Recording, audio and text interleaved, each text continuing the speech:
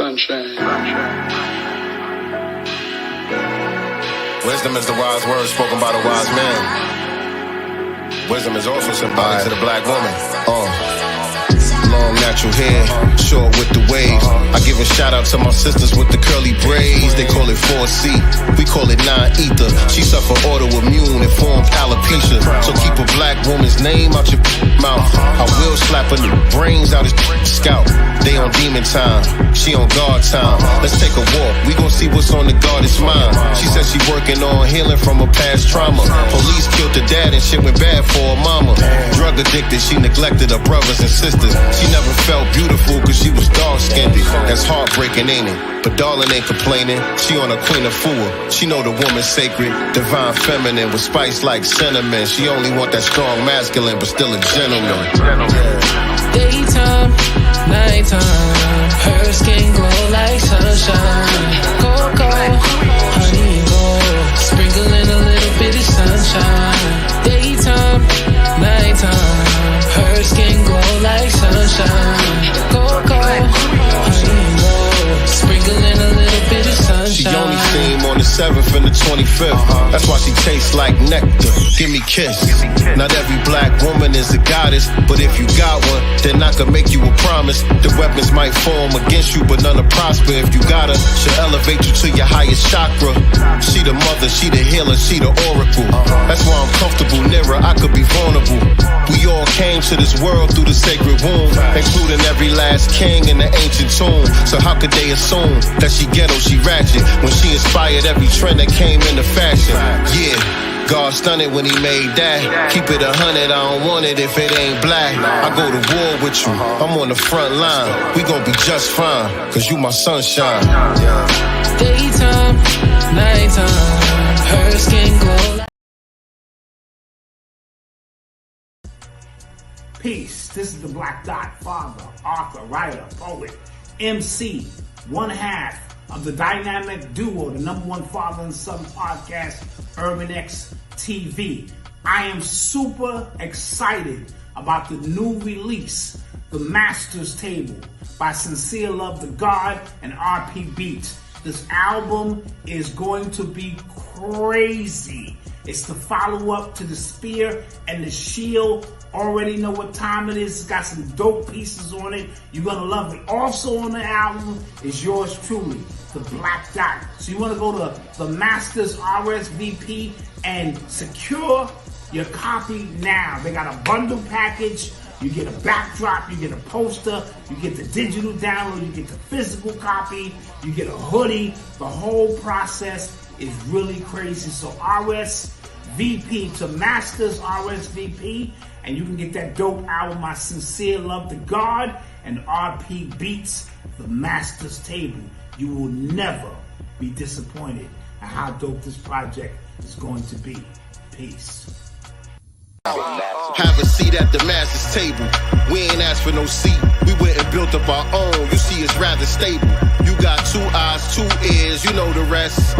Look, listen, and observe, but also respect. In God we trust. It's obvious. The money ain't the root of all evil, but lack thereof. That's why they deprive you of resources. Why they focus on streams of income, at least 3 sources. We certified, we solidified. And they say they created hip-hop, but all that shit is lies. Cause every element came before the development of what we callin' hip-hop now. It's all relevant to all the topics we gon' touch on. Spoiler alert, as you play this album, ain't no club songs. Boy, that hurt, but this ain't no conscious album. It's just that real shit, that Black God mantra album. I hope y'all feel this. Peace, God. Hey, Dad. He's so good. Hey, man, I got you a new book. A new book? Check it out. Check it out. Let me know how you like it. I'll be back. Man, this Bitcoin, this Ethereum ain't doing nothing for me right now, man. Gotta find some new investments. Peace, God. What you doing? Peace, God. Good.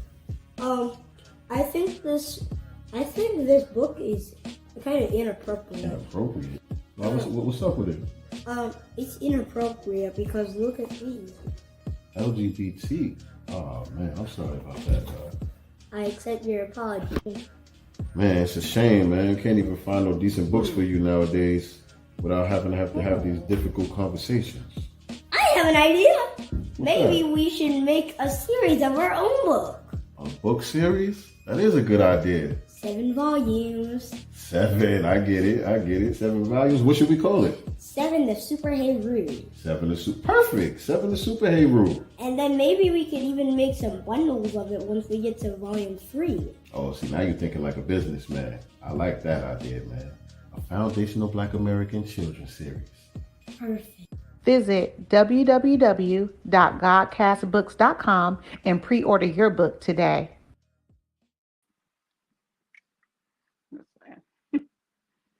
Can y'all hear me? I don't hear nothing. There we go. I think I can see you. Hey, Kay. How you doing? I'm good. Welcome, everybody, to another episode of the Pick Me Godcast with my beautiful co-host, Sister Kay Jones, who's out in ATL. She's on a little vacation, kind of work vacation kind of thing. I wish I was there.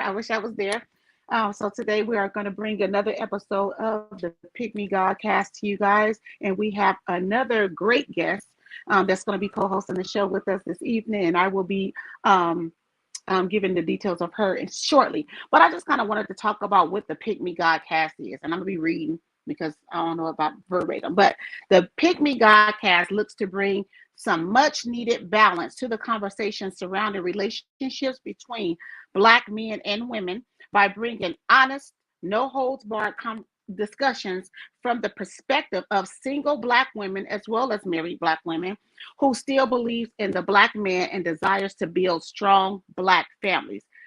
Be one, Black. I don't know if I can say Black enough. This is about strong Black families. I want to just say that over and over if I can. Also, a pick-me girl, a vanguard of Black love, one who is dedicated to rebuilding the Black family structure. So if anybody is confused about what the Pick Me Godcast is about, there you have it. So without further ado, we are going to be joined tonight by our sister in love, our B1 sister, who puts in that work as well. She's a reparationist, right? I follow her on Twitter. If you have not or are not following her, you should at Just Eve. That's who we're going to be doing the show with, Just Eve today. She's a reparationist. She has a online school program that she's going to be hosting soon, which we'll get into later on in the show. We'll also have her to kind of expound on that and see how some parents can get involved or get their children involved in that. So without further ado, Sincere, if you can bring on the beautiful Just Eve. Peace and Black first, sisters. Thank you for having me. There you are. Peace and Black first. Peace and Black first. I told y'all it's Black over here, and we won't have it any other way. As a matter of fact, here's my shirt. Hey, My soulmate is Black. My soulmate is Black. My soulmate is Black. Amen to that. My soul, right. He can't be nothing else. So tonight, we're going to be talking about, and the ladies and I were talking backstage, we're going to be talking about tonight, narcissistic mothers. Yes, we have to talk about these heifers. We have to talk about these narcissistic mothers who raise, weak, unfortunately, weak men who sometimes carry on the traits of these narcissistic mothers. And when I mean the traits of these narcissistic mothers, they carry on jealousy, envy, just a lot of, to me, feminine traits. A lot of feminine traits, and I don't want to blame the men for that because, again, we're the nourishers, we're the first teachers, of these men. But we have to talk about, how they play a huge role, these narcissistic others, in how Black men, relate to Black women, right? But also, how do we, teach Black men that it's okay, to move on with your life? You can't be with mama forever. You love mama, right? You're going to always love her as long as she loves you. But we're supposed to raise you, Black men and women, raise you into, building your next and your own, Black family. I personally have never experienced that in my personal life, but I know people that have. I have really close friends that has had narcissistic mother-in-laws, and when I tell y'all, it has broken really great families because unfortunately he didn't know how to stand up to his mom. And I would love to get some of the men's perspectives. If you've had a narcissistic mom, right, and you were able to, keep your family together, but also balance that out and keeping your relationship with your mom, or did you just have to cut mom off? Sometimes it calls for that. It's unfortunate. We're gonna talk about it though. So, ladies, what do you guys want to say about it? I definitely think that toxic mothers is a detriment to our community. Like you said, we're the first teachers. So if you're teaching your son to be a bitch, then you can't be mad when his prospects don't look like what you want them to look like. I find a lot of times these women are saying no to every option he's bringing home. So it's like, well, what do you want from me? Do you want me? Is that what it is? And it gets real incestuous. Bingo. So definitely, this is definitely a subject that needs to be chopped up. So for sure. Thank you for having me for this conversation. Keisha? Okay. So I think we're going to talk real good, ladies. Because for me, toxic mothers lead to toxic grandmothers. And they attribute to the generational trauma and toxicity. So I feel like, when it comes to the womb and when it comes to us birthing life, so if we don't completely heal as mothers, we become the ones who plant those seeds of toxicity into the children. And if we're raising girls as well, so whether it's boys or girls, we plant those seeds into the children, and then that toxicity continues until somebody decides to heal. Right. So I feel like though, first you have to, most narcissistic mothers don't know that they're narcissists, right? And they become very dominant, very accusatory. Everything is an attack on them, even when you're expressing to them in love, right? In love, mom, this isn't okay, or you made me feel this way. They turn into the victim instantly. And unfortunately, most children, not unfortunately, but most children don't want to see their mothers hurt. That's just a natural thing. If you bump your toe in front of your 2-year-old and ouch, and oh, your 2-year-old is going to want to coddle you and nourish you. So you imagine, a toxic, narcissistic mother to an adult, male or female child, what that does. They don't know how to push back, I guess, respectfully, because she's trained them to think that, it's her way or no way. I'm the law, and anything that you say that goes against what I've said to you or taught you is against me. Now you're going against your own mother for her. You're going against your own mother for him, even when they know that they're wrong. Absolutely. That sucks because they didn't teach them how to conflict resolve anything. There was no conflict resolution. A lot of escalating and a lot of ignoring. So then when you escalate and you ignore the problem, there is no opportunity to fix it, change it, or course correct. You've never learned that. Now you're out in the Right. world and you're talking to women, and the math ain't mathin' because your mom never taught you how to resolve conflict. And it could be really small things, just little disagreements, but the mountain turns into the molehill turns into a mountain. So it's phenomenal that people get confused that we have these problems with relationships, but you have to look at their foundation. So like Kay just said, absolutely, the grandmothers, I think about that all the time with my minis, who they're around and who they're learning from. And, I'd like to be comfortable leaving them with certain people because they were there when I was young, like I trust, at least I turned out okay. But at the end of the day, a lot of this stuff I've divorced from completely, like holidays, for example. Right. We're talking about Santa Claus and we're on something else completely. So, but that's okay. Oh yeah, for sure. I mean, I think it's good to have disagreements between the generations because it's an opportunity to learn. I find that my minis are teaching my parents more than I could have ever taught them because they want to be around and they want to be relevant. And they know that we've put we've put our feet down and said, you know, certain behaviors, certain things you're not going to be able to do. It's not going to fly. I mean, from what they eat to what they're watching on TV, all of that stuff, where you're taking them. But that's when they're little babies and children and people we've got control over. Now you've got these adults. Who's going to rein them in? Mommy? Right. Who's going to rein you in? Okay. All right. Do you have sons, if I can ask? I do. We have 3 sons and 2 daughters. Wow. Okay. Where? Nice arms right there. Those nice. Where? Thank you. What's under the hood? So as a mom, right, and I know you hope that someday your sons, you know, get married, have beautiful wives, and extend, you know, their families.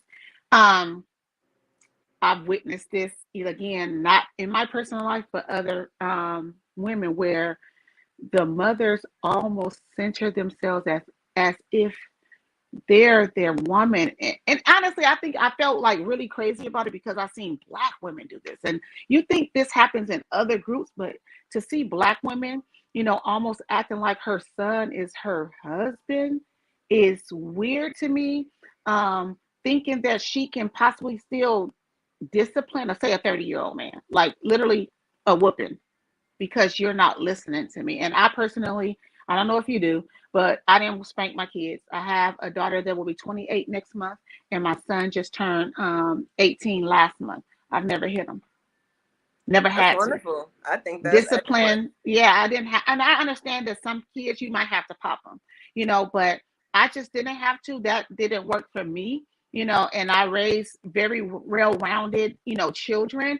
But what I noticed with these narcissistic mothers is they believed in beating their kids, not spanking, literally beating their kids as children. So these men grow up literally still in fear. They turn into children, into little boys when around their mothers. Oh, that's for sure. That's very real. I think the son husband thing got cracked into earlier this year or maybe last year. But I was listening to the business broadcast, and it's really a lesbian relationship when you think about it. The mom is now the husband because she's the provider, and the son is this beta dependent. It's sad. But it's happening because we're allowing it. And when I say we're allowing it, I'm saying the Black community as a collective, like you just said, you would expect this from other communities. And I've seen it in other communities. But then we adopt that personality trait or that behavior, and because we think that we can do the same thing that everybody else does. I think that it's because we don't know our story. A lot of Black people don't know history, not real history. They know what was taught to them in school, and then they've kind of divorced from that because they know Abe Lincoln didn't free the slaves, but they don't know much more than that. You know, they know Martin Luther King had a dream, but, you know, they have no idea that he was speaking about reparations and little things like that.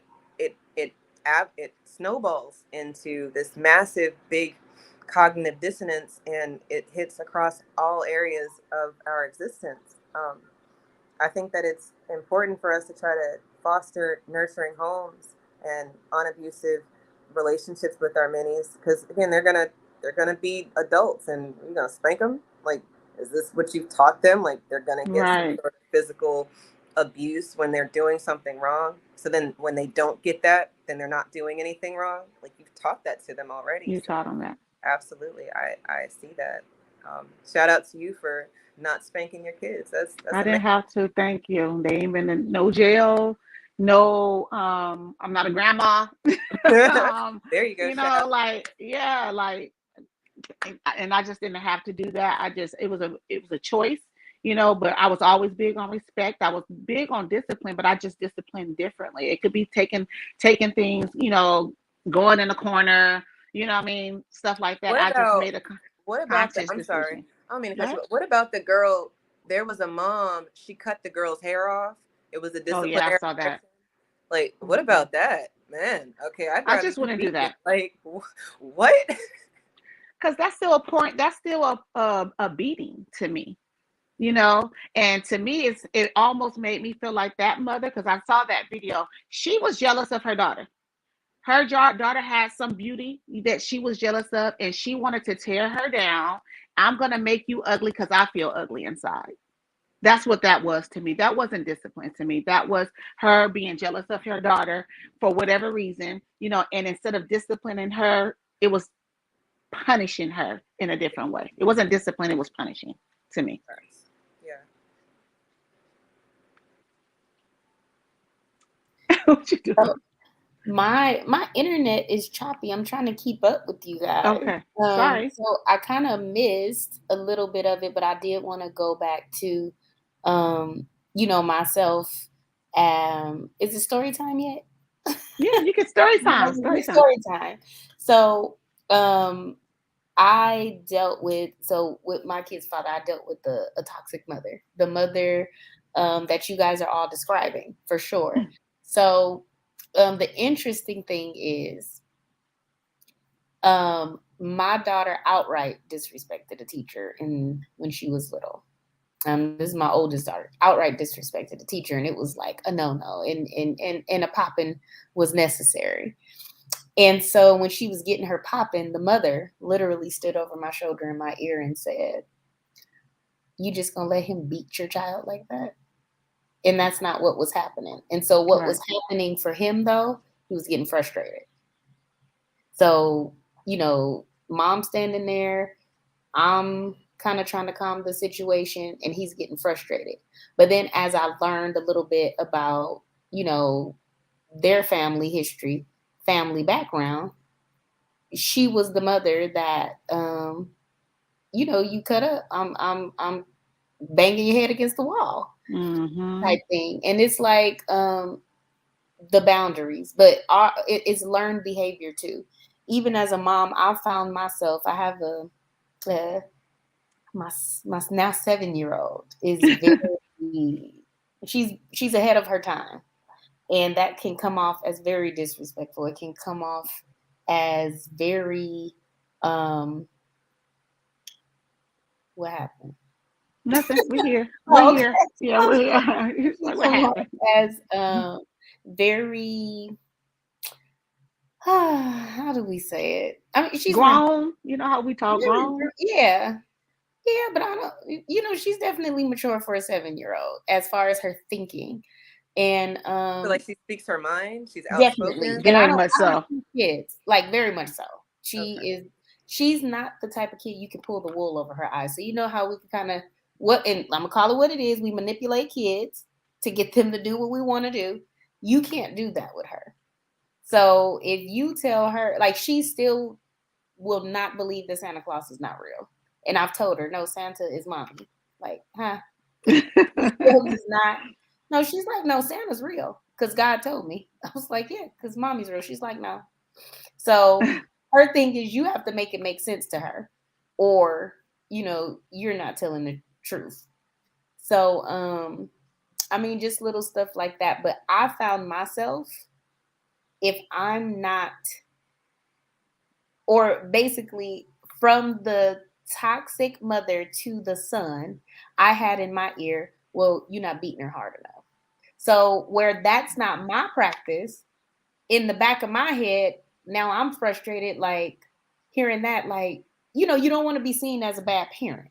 So it's like you're getting frustrated. Your patience is getting shorter because now you letting the voices. So I've been trying to balance that out because, you know, it's got to stop with me. And it's difficult with this little, it's very difficult. But even with a perfect example with the same grandmother, toxic doesn't have to be physical, like you were saying. It could be emotional. So there was an instance, you know, kids don't come home at that age looking like what they went to school. Like they don't looking the same. And so my daughter going through this thing where she wants to feel pretty. So for her, tights and like little cute shoes are pretty. Like some, you know, little girly dress shoes are pretty. And so, you know, one day I kind of gave her like a whole 90s thing, she had the high-waisted shorts, but she wore tights and like some little scrunchy socks and her like bands or something. And so I guess the grandmother, when she picked her up, asked her, or it said to her, mumbled, "I don't know why your mama put that stuff on you." So for me, it's like my daughter felt pretty today with what she chose, and I approve. She felt pretty. And now we got to go back and forth because you just made her feel like now she's not pretty. And then we already have the stuff she's dealing with at school. So when I picked my daughter up, so this is a testament to her personality. I picked her up. She got in the car and she said, "Grandma, what you say that you don't know?" Oh no, I love it. I'm here for it. She's with all the shit. Yeah, she don't play games. She don't play. So I'm also using it as teaching, for her to teach me more patience. And when you said they're narcissistic and don't know it, she is the prime example of when her children call her out, she start throwing darts at them. So they'll be like, "Mom, you loud, have a seat and, let the event go on." And they'll say, "Well, you standing up loud because you drinking," and just start throwing darts at them. And so it's like, you start to see it. And for me, it's like, no, it got to stop somewhere. We got to stop.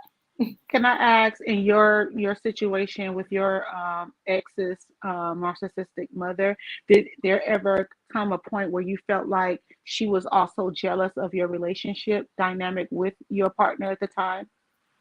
Absolutely. And I think it was that mother-son bond. So I could think of a perfect example of that. So my thing, I like to give or serve or just, contribute in some sort of way. So I used to make these like fresh strawberry cakes. And I used a box mix, but I would put in my own ingredients too. And so I remember it was my first time meeting her. Well, it wasn't really my first time meeting her, but it was a first family gathering. And I came, but I like to serve the cake hot because it was the icing when I put on it, I wanted it to melt.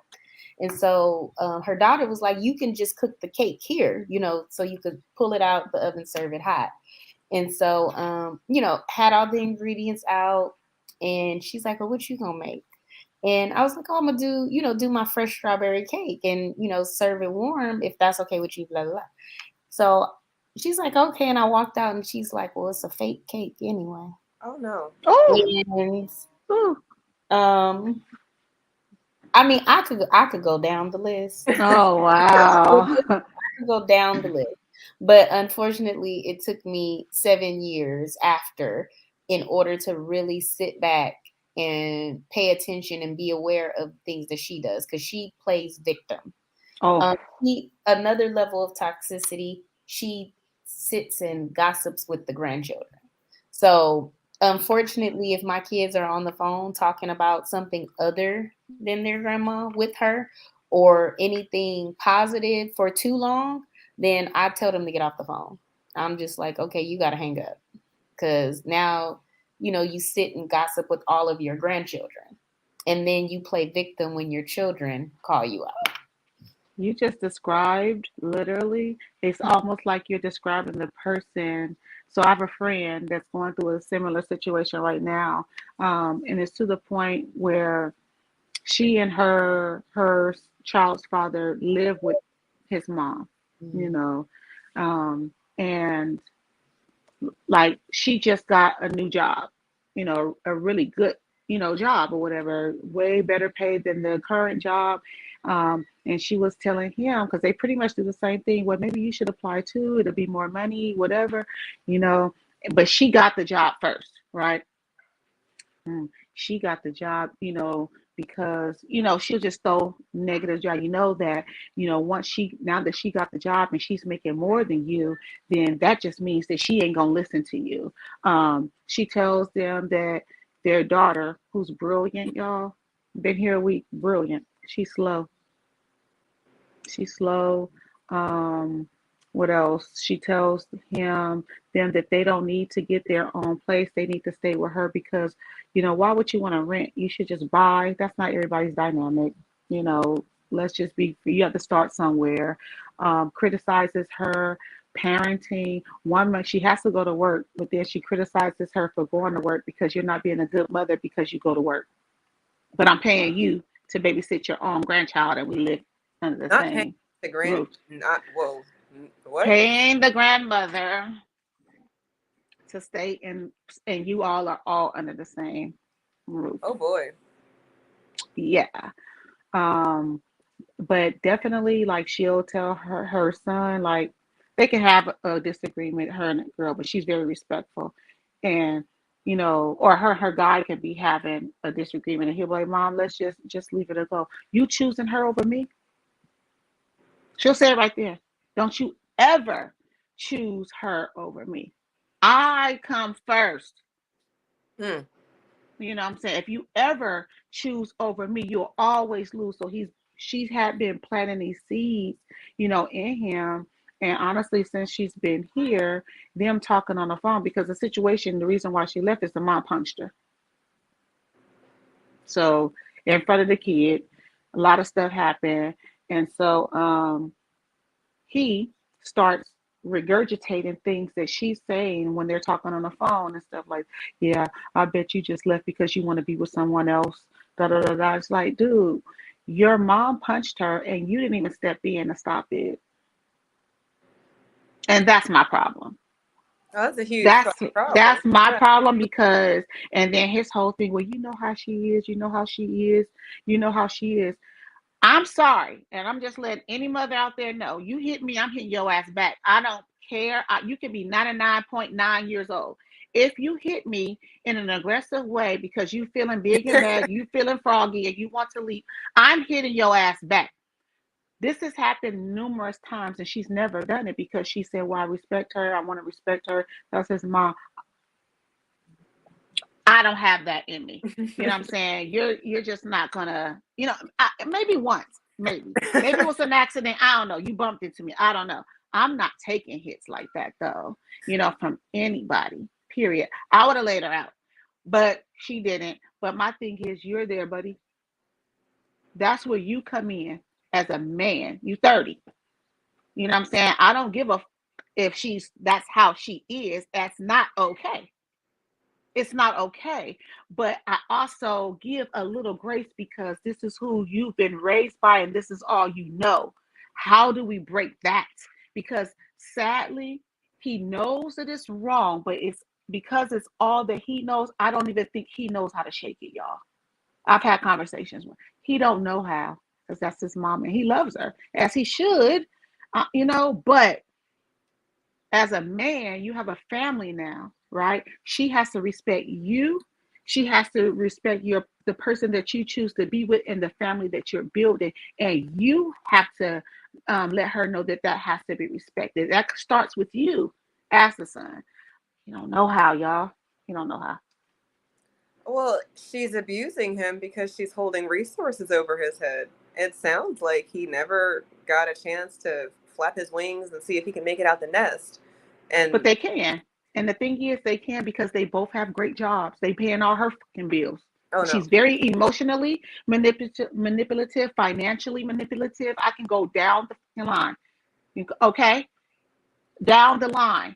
He does not know how to break the chain. Does he want to? He wants to. He feels guilty. She has gotten so deep into his heartstrings and the level of guilt that he feels for wanting to move on with his family and build that and move out, and build their own thing and create their traditions, together. It's a guilt that he feels for even thinking about it. For even thinking about it. So is this a case where, and you guys may have said it while I was thinking, but a case where, so some mothers birth their children to fill a void. And so they're loving their children, as the thing that loves me back, right? And so she has a husband. Oh Lord. I was about to say, is she Oh by Lord. herself? Like she needs some love? What is going on? You Well, said but so then she's She got has a a husband. that goes husband. back to that tells you what that relationship is like with her husband. Facts. Horrible. But that's not his Horrible. dad though, I'm sure. No, no. It is Right. not just that. And so it's even deeper than that, that it still falls back on her. Like, what's going on with you? It's unresolved, it's rooted. And until it gets acknowledged, it's going to keep on going. Because what she's doing is avoiding having to look at herself in the mirror. So it goes into, okay, well, it's everybody else, but it's y'all. It's y'all. Because then that's why that thing roars up when, they stand up to her. And when you guys talked about leaving the nest, and as we gonna reference, You froze. Oh man. Keisha, looks like Keisha has froze. Hopefully when she gets back, she can finish her statement. What I want to say, about this situation, and hear him not being able to break that chain without feeling that guilt. He's not her only child. She has six. He's the baby, I think. Is he the baby? I think he's the baby. I think that he's the baby. But still very much grown. But she's like this in all of her children's relationships until the other ones pushed back and moved on and just didn't look back. So she's very involved in all of her children's relationships to the point where she's even told her daughter, who recently had a baby, that you'd be better off just being a single mom. Just raise What? it yourself. And I'm sitting here like, who tells their daughter that? You have a whole husband. What are you You know, talking about?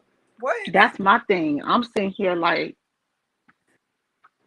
y'all, Man. if I can say everything on here, if I can say here, and Okay. sadly, because my friend has been around them on and off for over 10 years, I think a part of it got in her head, you know, and she's been, you know, basically trying to please this woman more so, I think, than him. And, for her, the mom, the narcissistic mom, and likewise him, right? He's doing more to please mom than he is her. They're both doing it. At this point, they're both contributing to her narcissism and don't know how to break the chain. You know what I mean? Both of them are. It's like she did a number. She did a number, and she's very manipulative, controlling, antagonistic. She's self-centered. She's dominant. She's arrogant. She's violent. Um, oh, and she likes to isolate them. She don't want them to have friends, including her. oh, that's typical narcissistic behavior when you separate them. So then, because Got you to separate got them. to put them in a position where everybody ain't talking. Well, that part, and if she's pushed all five out of her six children away, then it seems likely that she would be so focused on him and what he's got going on because the rest of Ain't them, nobody left. right? So I get it. She's doubled down on the abuse because she doesn't have anybody else to abuse. Right. He needs to give her to her husband and move on. I've told them Give her a nothing kiss is on it. going to change until you change. Absolutely. But I mean, it's hard though It because is. mommy is strong. Look, we have powers, and Superpowers. I mean, it's super for sure. We can lift cars. We do the most, but we also are the little voice in the back of their head. That's us. We are all of their little voices in the back of their head. So, however he grew up, whatever she was pouring into him when he was moldable and forming, that's what he's hearing right now, on top of what she's currently saying. So, his wife, your friend, trying to make peace or keep a calm environment, I get that too, because we're nurturers. We want to keep the peace. Essentially, that's a happy household, as if everybody is good. Getting along. Facts. But if we're not getting along, or if we're finding that there's a root of the problem and now we're focused on fixing it, well, now we can't focus on each other. And I think that that's by design. You can't focus on her. She can't focus on you. Y'all focus on me, and the split will happen. And you didn't even know that it was because of me. Like, I planned all of this from the jump. So From the jump. Yeah, this lady has gone as far as like kidnapping this girl's child at one point when she was a baby and dragging her into court, and she manipulated her son into doing it as well. But it was resolved. She got her child back, but it goes deep. This woman is literally. I think she need her ass whooped. This is just me personally. I think that no one stands up to her, and if she got that ass tapped one good time, once, facts, maybe twice, she might have to get it twice. You know what I mean? And that will, I think she will respect you more. She's the type, I think, that will respect you more if you bust her in her mouth. She's gonna be mad about it. She's gonna cry. She's gonna be, cry victim. She's the type that's she's gonna call all 6 of her kids and lie that you ran her over with the car so they can all come, jump you or whatever. But that's fine. You know what I'm saying? Take it. She needs to be busting her mouth a couple times. And a person like that only respects you if you beat their ass. As long as you're trying to be nice, not stepping up, for yourself, trying not to stir the pot. Oh, she's just like that. She ain't. That's not going to work with her. You literally have to pop her. That's in my opinion. Well, don't pop the kids, pop the parents. That's what I mean. Pop her. I mean, that makes sense to me. The children don't know any better. These adults, they absolutely know better. Yeah, she likes to play gangster. I'm from Compton, da-da-da-da. Compton, people in Compton get their ass whipped too. So the people in Watts does not matter. You know what I mean? You're the type of person who bullies, who you can bully. And somebody that steps up to you, she's instant victim. For instant. Sure. But that's probably why, I mean, she still has relationships with her other children, and they probably treat her like nothing. They don't call, no hey, no Thanksgiving, nothing like that. She has to call them. They ain't calling. Good. They've taught her how to treat them. You're not going to treat me like how you were treating me. You're going to follow my game plan. And it's scary to say that you've got a game plan that supposedly your family's not supporting. But if you've made a family, that's where your support is. You need to lean on them, his wife and his child. That to me should be a motivator. But if mommy wants you perpetually single because, well, maybe she thinks her husband's going to leave and she needs somebody to take the trash out in 10 years or something. I'm going to give it a year. I'm giving it a year. If that, that's going to be the situation. Man. That's unfortunate. Mm-hmm. And again, I think they're a great couple. I do. I think that he has a lot of growing up to do, and the growing up is he'll grow up tomorrow once he's out of that environment, I believe. Just talking to him, he'll be out of that. He'll grow up tomorrow once he's out of that environment. They're great. She's great for him. He's great for her, right? They have to get out of that environment, and sadly, it's almost like they're scared to. She has did a number. Has he talked to her? Has he talked to her husband before? Yes, and she finds that threatening.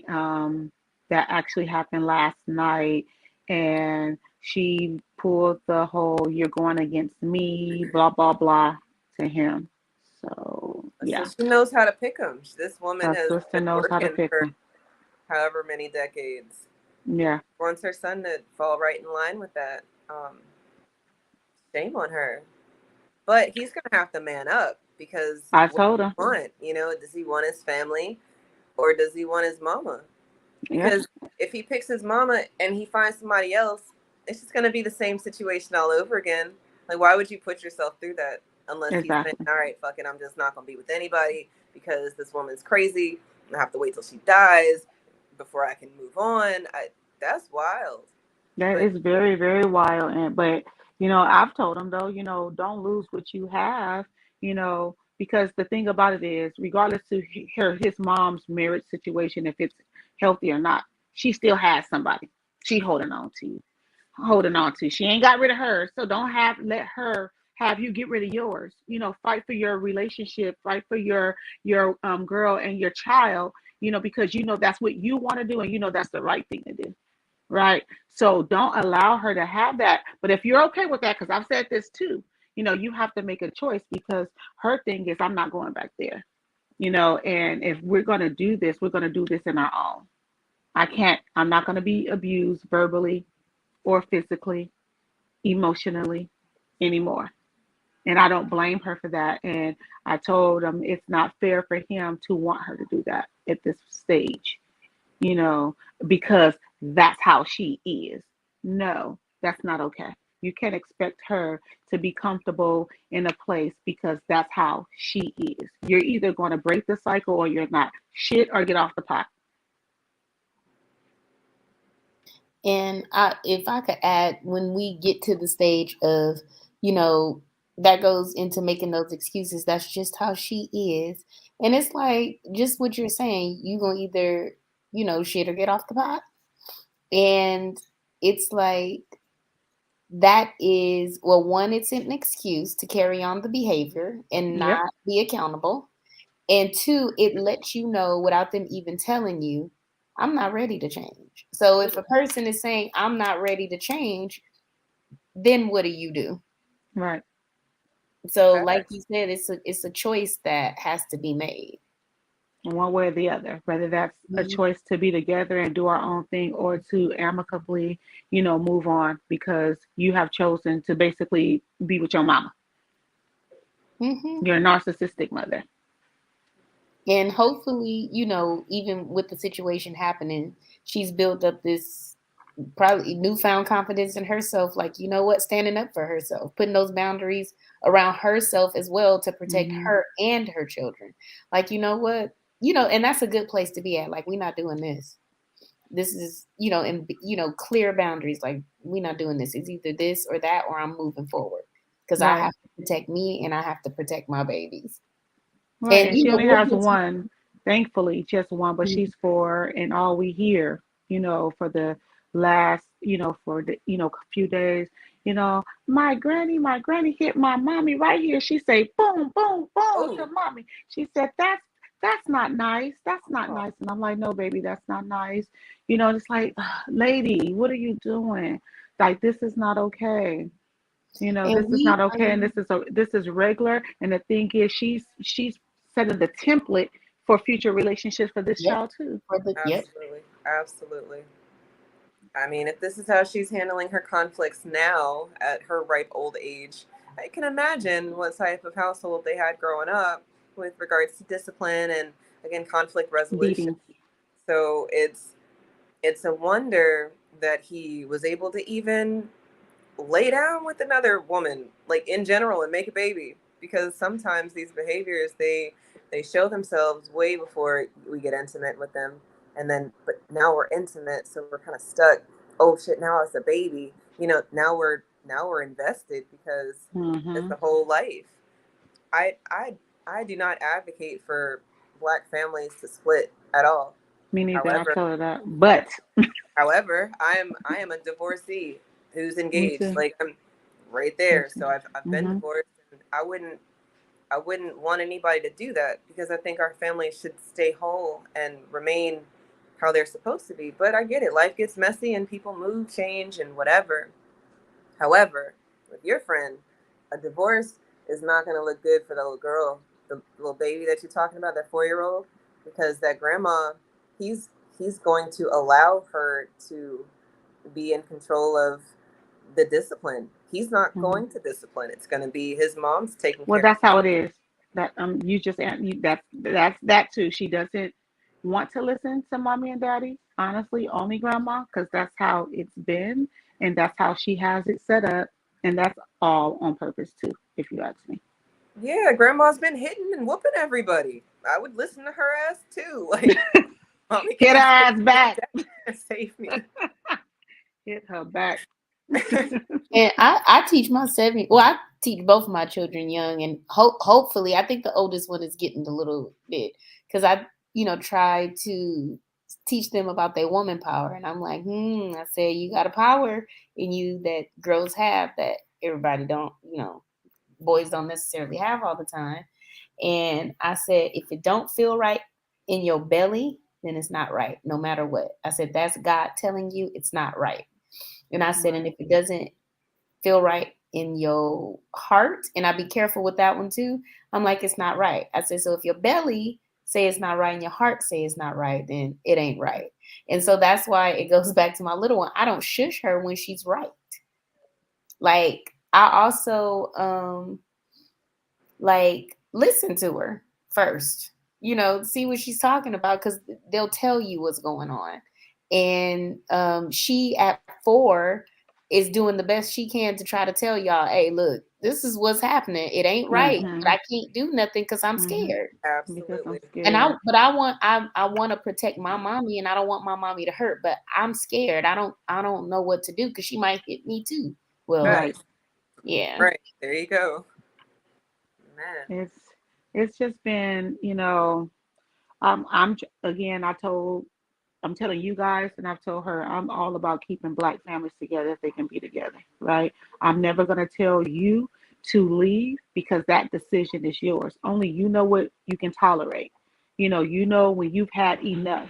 You know him, because this has been over a 10-year relationship. So you know if he's going to step up or not. You know if he's going to shit or just get off the pot, right?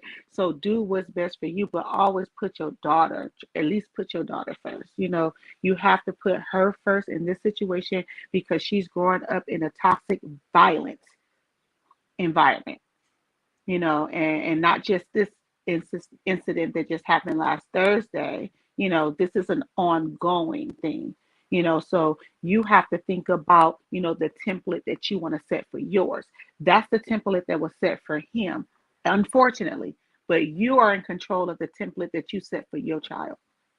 Choose wisely. And he has to know that too. And I think he respects, my opinion, because, I'm not that girl, even when he's made mistakes in the past. Girl, leave him. I just don't do that, because that's just not my choice to make. A woman knows when she's had enough, we know right from wrong, unless it's abusive, then of course, right?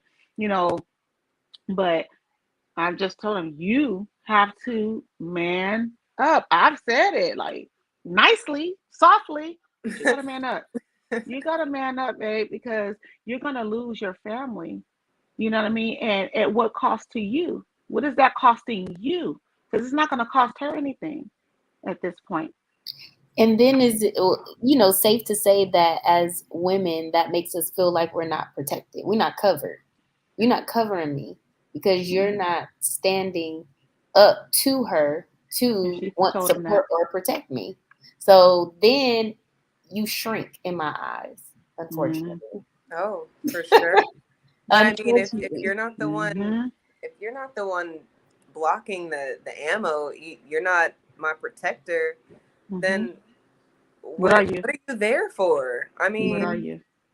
23 hours of the day, we got to be doing something else. And, that 1 hour where we might be, extra friendly, that's cool. But your mom is standing outside the door because she's got control issues. I was thinking the mom might even have an issue with the fact that he has a daughter. So he's got a daddy-daughter relationship. He's a present husband.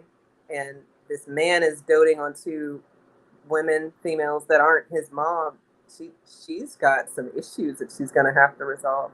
If it were my home, I would absolutely remove myself from the situation, and not from him per se, but just there's got to be some ground rules. And I think that if he's ready to change, then he'll be like, all right, absolutely, because I don't want my family to go away. But again, maybe mommy has made it so easy, and maybe he's never been told no from her when he needed to be told no. Like, she was very enabling. Only if she stands to gain something from it. Sure. That's the only time There's a no. And when I say gain something from it, it could be sick gratification of, you know, him stepping out uh, on his marriage, right? And her condoning that just to see this one cry, Man. you know. But when I'm here when I need something or to gain something from you, I'll tell you all day, oh, that's wrong, bad. I'm going to talk to him because he shouldn't be doing that. You're the best thing, you know, that he's ever had. Like playing both sides, you know. Then when she gets upset with her right in front of him, you need to watch her because I think she's cheating. What? I think she's cheating. See, Yeah. You need to watch her. Look how she's walking. At some point, that happened before the baby got here, and nothing happened. There were no consequences for how she was talking. Like this, that's real reckless, Mom. Like, why would you say that to my future wife or to the future mother of my children, the mother of your grandchildren? Don't you want to be present in our lives? But if this is how you're going to act, then I'm sorry, we're going to see you when we see you. And right. That's actually been enough in my family. I mean, a lot of the coon-fused behavior that I've seen in my family has course corrected itself just from absence. Not being there, they want to be around, they want to be involved, so they make little subtle changes, and you'll notice it because you haven't been there. So next time you go, it's like, oh, I see you with your little dashi. I don't know what it is, you know, whatever it is that makes them more black or more like you versus how they were being. But Buddy's got to shit or get off the pot. I think it's so bad for a woman to tell a man to man up. Because at this point, like, you're my child at this point. Like, I'm talking to you like a baby. But he doesn't have a man either that's there telling him the truth, even the stepdad, because there's just a lot.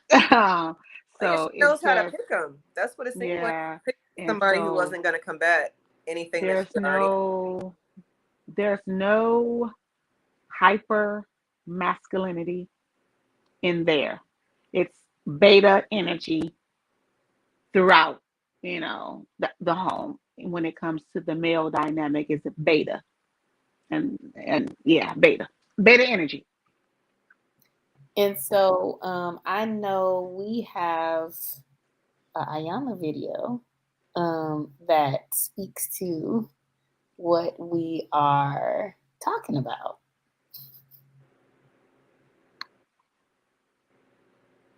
Oh, I remember this. I have only known this young man 24 hours, and there's no way in the world, just reading his space, that I know he's going to allow a man to abuse a woman in his presence. She doesn't think about me that way. She doesn't. Well, because I just saw him playing basketball and going on dates together. So what? Mind your business. You say that you don't see the man that your son is. So I'm asking you, since this is not a demonstration of a man, you need to tell me what man you're using to measure him with. Which one? Bars. That facts.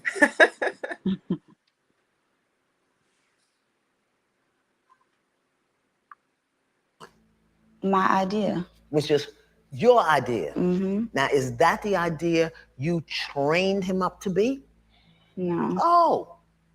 So how in the blazing bejesus are you holding him accountable to a standard that you didn't teach him, his father didn't give him, he don't even know what it is, and yet as his mother, you sit in his face and tell him you don't respect him as a man? Tell me. Go ahead, Ayana. I mean, when she be on fire, don't she? Yeah, man. Yes, ma'am. Absolutely. Yeah, that works. Help me. Like I said, it was events. It wasn't just. I'm talking about and it's one also thing. how he treats me. Yeah, but I'm talking. Hello. You see, you are a provocative victim. You provoke stuff, And then when you start being held accountable for it, then you start twisting and turning and making the other person wrong. Look at me, Ma. Look at me. Look at me. You just sat here and told your son, who ain't got a needle in his arm, who I'm assuming pays his own rent. He's married to a registered nurse. He's got 3 baby boys. And you just sat here in his face and said, I don't respect him as a man.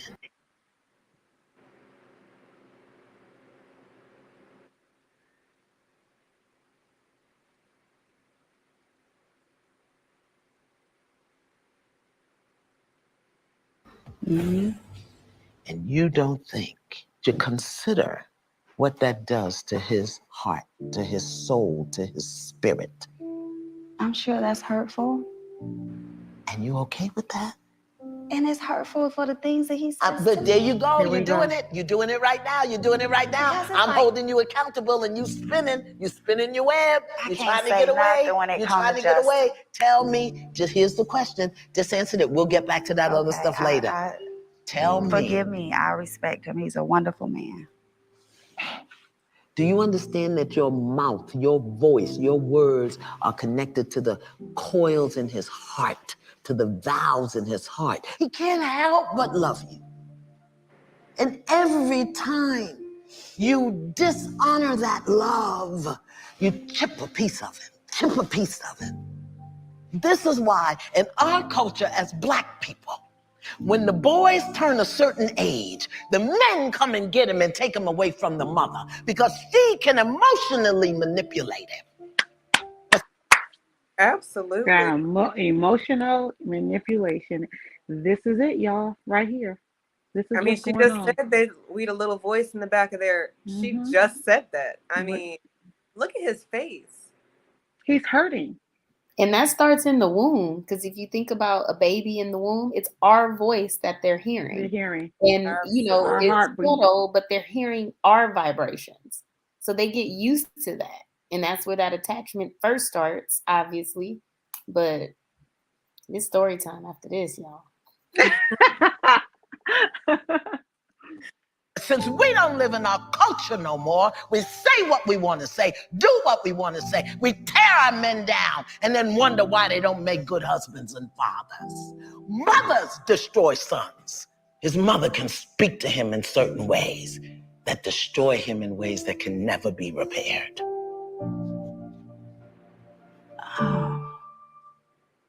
She ain't hurt enough to me. I don't feel like she was hurt enough even while she was talking. I think because I want to sob, and that little doing it. I know her makeup is still intact. You know what I'm saying? Like, girl, but again, she has to switch it. I have to change the energy around because I'm the victim. Yala, it's not him. It's me. He hurt me. Not that he's responding to hurt that I, put on him. He's reacting to the hurt that I put on him. No. He did it to me. That's what this woman says. Ridiculous. Why are you putting such standards on your children? I'm sorry. Self-love is missing. And when I think that when Black women decide to focus on self, it's at the wrong time. Like, she should know how she is before he even got here. But okay, maybe you didn't, and maybe you're learning as you grow. But he got married to a registered nurse. I mean, your friend is married. They're both productive adults, and this woman is still telling him that he needs to mind what she's saying as a grown man. So clearly he's not a grown man to her. Man, can I say this? This very man, it made a year last November, died in a car accident and was brought back. They didn't know for 2 days. He hadn't come home, so she was like, he out here BSing or something. I ain't looking for him, whatever. Second day, it's like, okay, nigga, I'm texting, I'm calling, nothing. So let me go up to his job, right? Car is still in the parking lot. They go, she goes in, they're like, there was a car accident. He's airlifted to the hospital. We thought that they may have contacted you guys, blah, blah, blah. He is, on life support, unresponsive, um, severed spleen and liver. Um, like I said, bad. They brought him back in. You know, the second day when they found out, it was just like, at this point, there's nothing else that we as doctors can do. If he comes out of that, it's on God, right? My friend takes off work, goes on a leave. She's there. She never leaves that hospital from that day. I'm sleeping right here. Now, me as a mother, we all sleeping in this bitch, right? Amen to We that. all Yes, sleeping in this all bitch, of us. right? We all If of it. if if my son is who I don't know, based off what these professionals have said, is going to wake up or not. I only see what I see, tubes everywhere. We all sleeping in this piece, right? That's your job. That's your job. It's not my job to sit here. That's your job. Who says that? Okay, you muted, babe. All I said was wow. Yeah. Just Who does that? speechless. Who? And again, if my son ever marries in a relationship with someone who's going to be, by my son's side, in difficult situations, like that while in the hospital and then after nursing him back, I can only dream and be so happy and proud that he chose someone like that, because that's what I would do, for my partner and significant other. I wouldn't leave him high and dry because I love that hard. I will only dream to have my son be with someone that loves him so much that they're going to take care of him in and outside of the hospital. Why isn't this woman being celebrated? Why wouldn't you want that for him? And again, that's your job. And turned your ass and went home.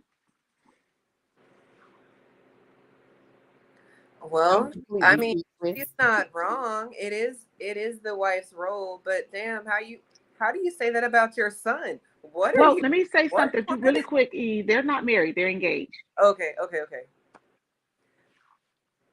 For what it's worth, the sentiment I think applies. Mama is not laying up with you, so certain sacrifices are not going to come from her, and I get that absolutely. But just the way that she piggybacks or goes back and forward, you can't trust anything she says. Like, how do you know if today's going to be a day that she's hot, or is today going to be a day that she's cold? She's cold. Who's supposed to play those games? No, your husband can play those games with you. That's who chose you. That's who you need to be playing games with. But me and mine, we need to Exit stage left. go. Absolutely. Damn. Yeah, it's just, seeing it on Iyala, hearing people, talk about it, but me, getting a call, and I was at work, so I see it, but I had some downtime. So I'm like, what's up? How I answer the phone or whatever, and I'm just hearing screaming, you know. And yeah, that is just hard, and hearing the stories and stuff like that, and I've always just encouraged. I'm like, well, you know what, if this is going on before it got to this, you need to sit down and talk to your partner and tell them it's time to go. You know, enough is enough. You know, shit, if he ain't on board, just go find something. I guarantee you he gonna follow you. He ain't staying there. He gonna follow you wherever you go. But you just gonna have to, step up and make that decision. Don't ask at this point. Just go do it. Like, this is where I was with it, because it was just, I saw it escalating. And it escalated. And but even with the escalation last week, just being here now I get everything. Now I'm learning more. And yeah, it's just not okay. And you're dealing with a different type of soul, and it's not a good soul, unfortunately. And you two, have to focus on your family if you want it that much. And if he wants it that much, then he's going to do what's necessary, to keep his family together. And sometimes that means, I have to leave mama. And mom, that doesn't mean your son don't, love you, but she's definitely going to guilt him if he does do that. She's going to tell him that he chose someone over her because it has to be her above anyone. But he has to also be okay with that. I don't think that he should be surprised about that either, because she didn't tell you that you can.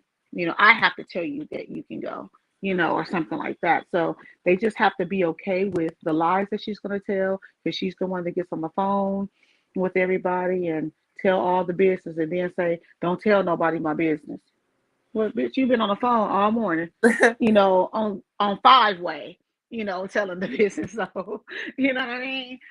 So yeah, it's just unfortunate, and it makes me sick, that black women are doing this to black men, their black children, and putting them out in the world to date someone like me, to date someone like my daughter who's going to be 28 years old next month. Someone damaged. Like we can't keep doing that. We can't keep doing it. I think your friend, I'm sorry, Kay, I see you jumped off the mute. Real quick, I think your friend is going to have to accept that her man is a beta. And then she's just going to have to pull up her alpha panties and make some decisions. I mean, balance. There is somebody for everybody. I believe that. Yep. So the beta men, there is a dominant woman out here who wants to run your ass ragged. She does. She's ready for you. You need to be ready for her. I'm not saying that he's that much of a beta, but I believe what you just said. If she goes and finds a place and gets stable, he'll go. Because right now he's not coming to your house. He's not going to do that. But if she goes and gets her own, then why wouldn't he? There'd be no reason for him not to. But he just needed somebody to do it.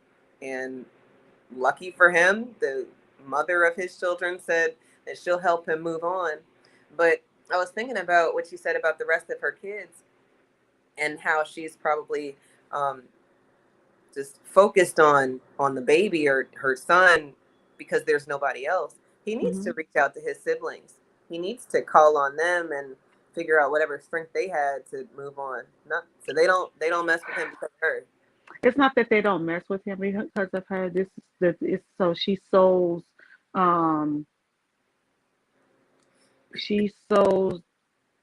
they don't get along as siblings as they should. She tells them that all of them are jealous of each other. Okay. Eve is jealous of you, Kay. Y'all sisters, right? I'm on the phone. Y'all, two are sisters. I'm like, but I'm on the phone with Kay. I'm like, I talked to you talked to your sister Eve today? No, I didn't. Oh, I talked to her. She's jealous of you. Oh no. She's jealous because you brought my grandbaby over here and I didn't have her. She's so jealous. So she does that with the children. Man. See, so it's deep. Story time is all coming together, y'all. Yeah. So I want to even go back to Ayala when it says fathers come and take their sons away. Generally, I know I always talk about how after a certain point, boys used to get sent down to the South with family, and you stay there for a summer or a week, 2 weeks, and you learn something. And and then you come back. You learn a skill, you learn some respect, and a little history, depending on the family dynamics, but usually some history. And you reel it back in. And so with my same situation, the dynamic in the family when the dad tried to discipline, and see, this is the part I'm unsure of, but now that I know the mother, some stuff make better sense. But the dad would try to step in, and the mother, y'all gonna like this one, the mother would come in and say, the devil made him do it. Ooh. No. The devil made him do it. That's the devil. So when he started, the devil made who do it? Made the son behave bad behavior. The devil made him do it. So the son knew, mama gonna get me out of some trouble if I tell her, mama, the devil made me do it. So she told him how to be manipulative. She told him how to lie. Yeah, okay. And so the dad pretty much take his hands off of it. So then fast forward, we get this boy who grew up into a young man, and he is, excited. He's getting ready to have his first child. And I overhear in the restroom. I go into the restroom, pregnant me, because I'm the one with the new child. Go into the restroom, and I hear the mother get up behind me, go into where he was, and say, "You ain't no man." And so for me, the sympathy rose as to, well, what tools did you give him to be one? Because when I say, he went upstate for a minute, I wrote a letter, or for a month or two. I wrote a letter, like, I ain't heard from him. She's like, well, he lazy in the mind. He ain't gonna. And the biggest one was, dad or her husband is flirting with her. And she, getting there and can you, do what I asked you to do? And she leans to me and says, men can't do nothing. Right. So she hates men. Yes.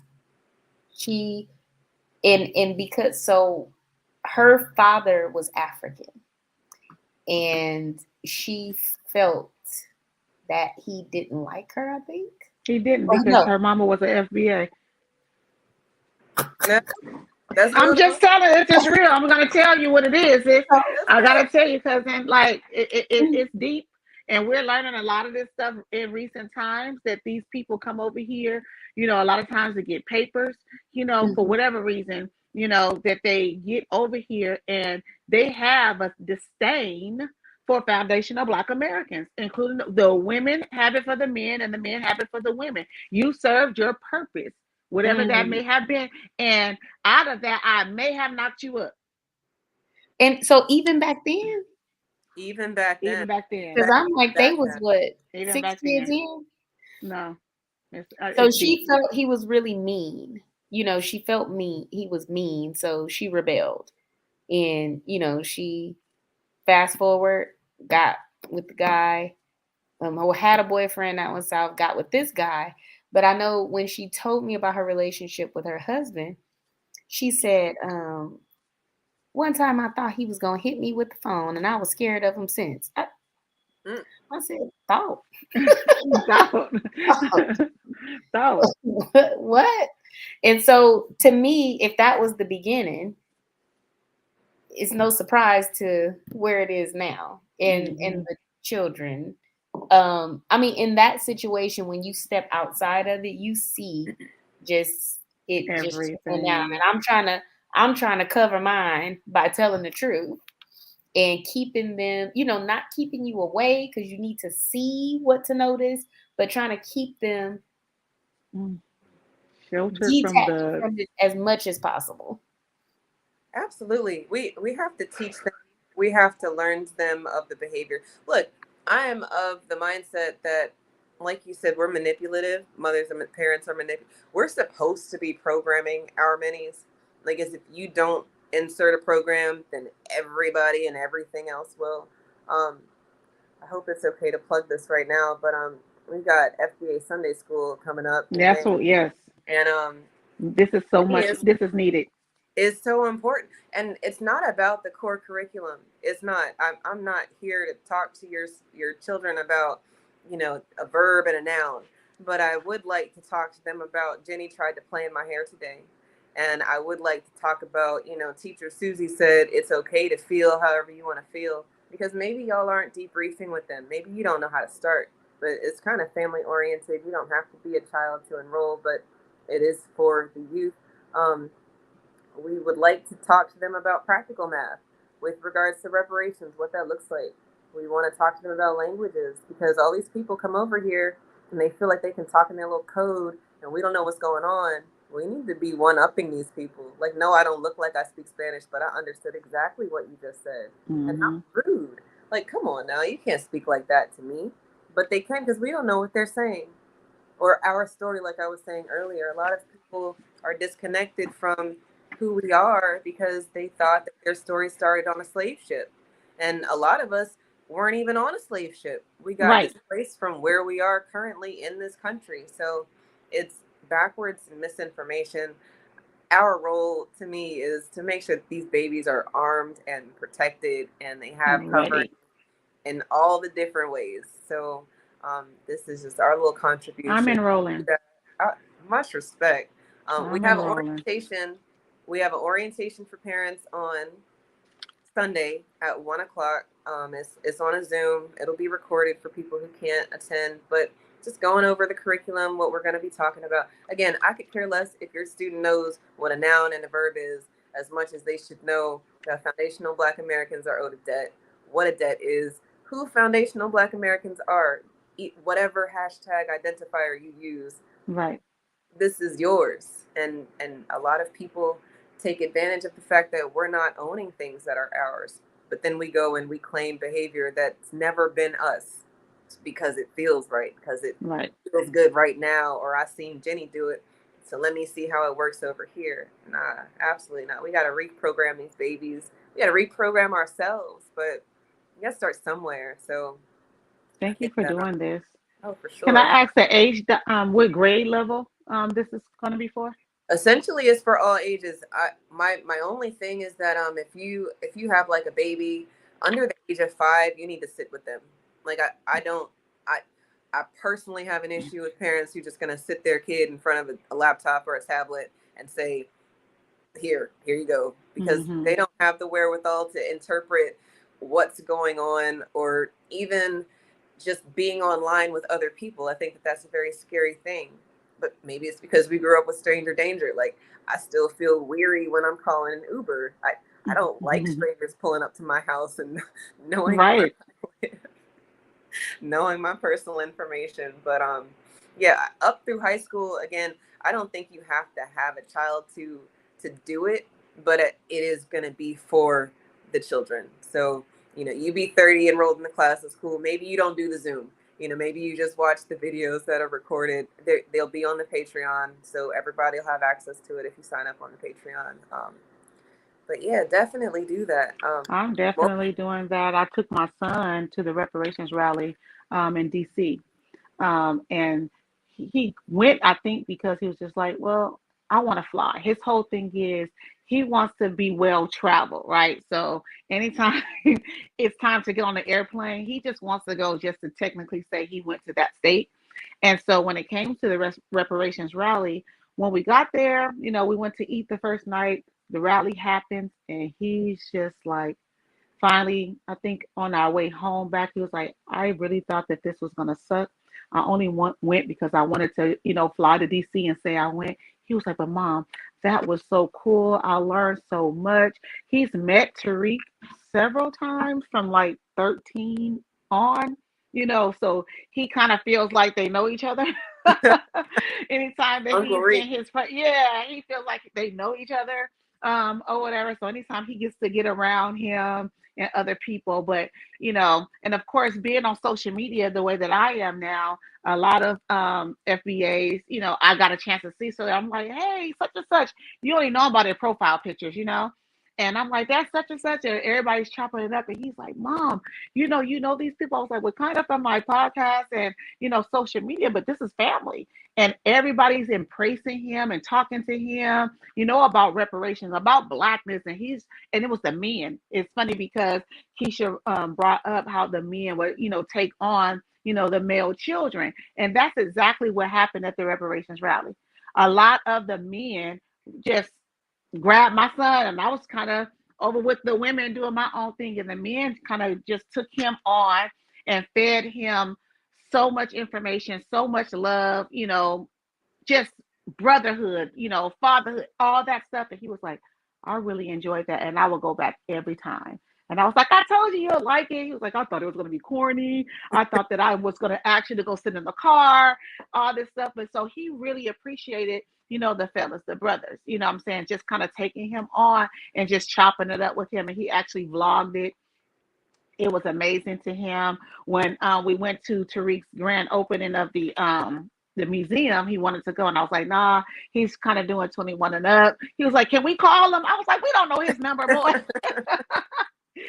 But those types of things, like, we don't know how valuable that is to the children, but also how much they want it. Because mine wanted it, what I mean? And he still talks about the guys. He can't wait for Dallas. Sincere and I will be vending. So you make sure you guys pre-order at www.godcastbooks.com for Seven the Super Hero, the Foundational Black American Children's Book Series, Volume 1. So he'll be there with us. Hopefully you come, you'll get to meet my son. So it's just important to me that I also expose him to these things. I'll expose him and teach him about the debt that is owed as well. He's in the speech and debates class, and he has a final speech debate on May the 6th, and he's doing it on reparations. So hey, yeah. shout out to you. Yeah. Definitely. Having these conversations and then they rolling into the classroom, that's exactly what I would like to see. A lot of times the students, they've already disconnected from the system, and the teachers don't know what to do with that.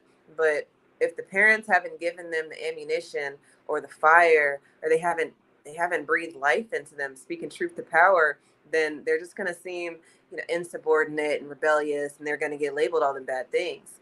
But no, you start asking questions about what you're supposed to be doing, or why we're celebrating this, or okay, George Washington was the founder. He's one of the fathers of the country. Okay, but he also fathered all these slaves because he was raping people. So let's put the right context on the information, and then the teachers don't know what to do with that. I find it's a beautiful thing because they have to evolve. And when they don't evolve, you get calls home and your child is being disruptive. But you need to know that. You need to know that teacher feels that way about your child. Right. And you won't know if your kid's just going along to get along, or if you're not debriefing with them, you're not giving them information about what's going on. None of that stuff. And I get it. Nobody has time. We don't have time for this stuff.